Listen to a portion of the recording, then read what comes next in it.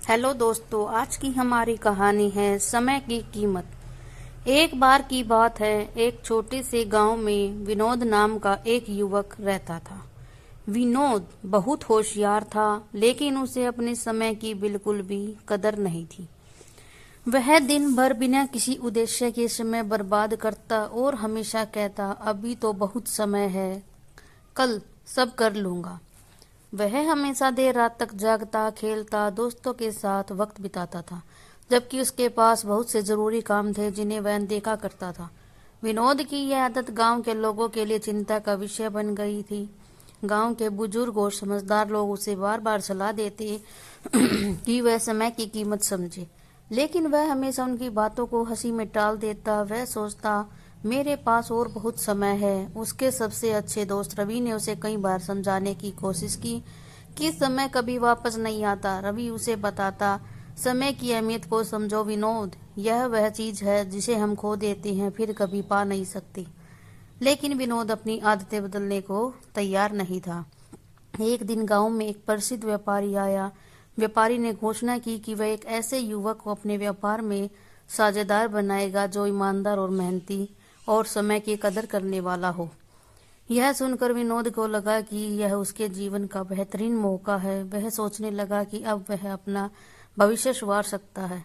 जब उसने तैयारी शुरू की तो उसे एहसास हुआ कि उसने अब तक अपने समय का सही इस्तेमाल नहीं किया था और उसकी तैयारी बहुत कम थी।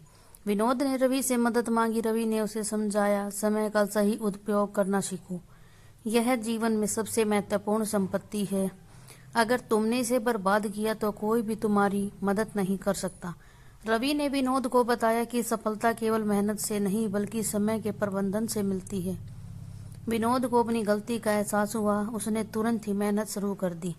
अब वह सुबह से लेकर शाम तक अपने कामों में पूरी लगन से जुट गया। हालांकि व्यापारी के पास जाने के लिए सिर्फ एक हफ्ता बचा था। विनोद ने अपने सारे कामों को प्राथमिकता दी, लेकिन समय की कमी के कारण वह व्यापारी को पूरी तरह से प्रभावित नहीं कर सका। जब वह व्यापारी से मिला तो उसने माफी मांगी और अपनी असफलता का कारण बताया। व्यापारी ने कहा, तुमने एक महत्वपूर्ण बात सीखी है, समय की कीमत जानना ही सफलता की कुंजी है। अगली बारी से याद रखना। व्यापारी की ये बातें विनोद के दिल में गहरी बैठ गई।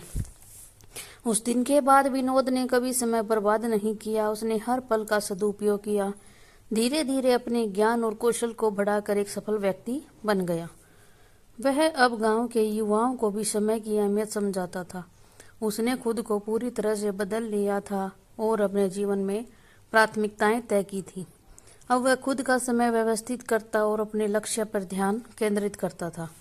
अब विनोद ने न केवल अपने जीवन को संवार लिया था बल्कि दूसरों को भी यह सिखाया कि किस प्रकार हम समय का सही इस्तेमाल करके अपने लक्ष्य को हासिल कर सकते हैं।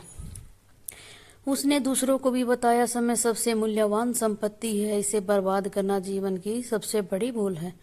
समय की कदर करके ही हम सफलता प्राप्त कर सकते हैं। उसके शब्दों ने गांव में एक नई जागरूकता का जन्म दिया। गांव में एक नया परिवर्तन देखने को मिला। लोग अब समय का सही उपयोग करते थे। विनोद का आदर्श उनके जीवन में प्रेरणा बन चुका था। विनोद को महसूस हुआ कि यह सिर्फ समय का महत्व नहीं था बल्कि यह उसका सही उपयोग था। उसने अपनी जिंदगी को बदल लिया था। अब गांव में कोई भी व्यक्ति समय का सही प्रबंधन करके अपने सपनों को साकार करने की कोशिश करता था। विनोद ने न केवल समय के महत्व को अपने जीवन में नहीं बल्कि पूरे गांव में फैला दिया था। उसे यह समझ लिया था कि अगर हम समय का सही उपयोग करेंगे तो न केवल हम अपने लक्ष्य को पा सकते हैं बल्कि जीवन की चुनौती का सामना भी कर सकते हैं। अब उसे अपने जीवन में किसी भी कठिनाई का सामना करने से डर नहीं लगता था, क्योंकि उसने समय की शक्ति को पहचान लिया था।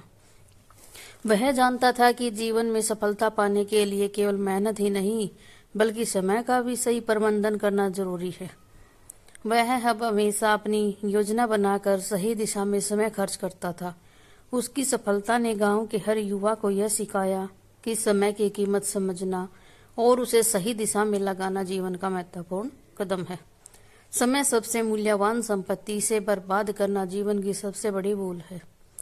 समय की कदर करके ही हम सफलता प्राप्त कर सकते हैं। अगर हम समय का सही इस्तेमाल करें तो जीवन में बड़ी सफलताएं प्राप्त कर सकते हैं।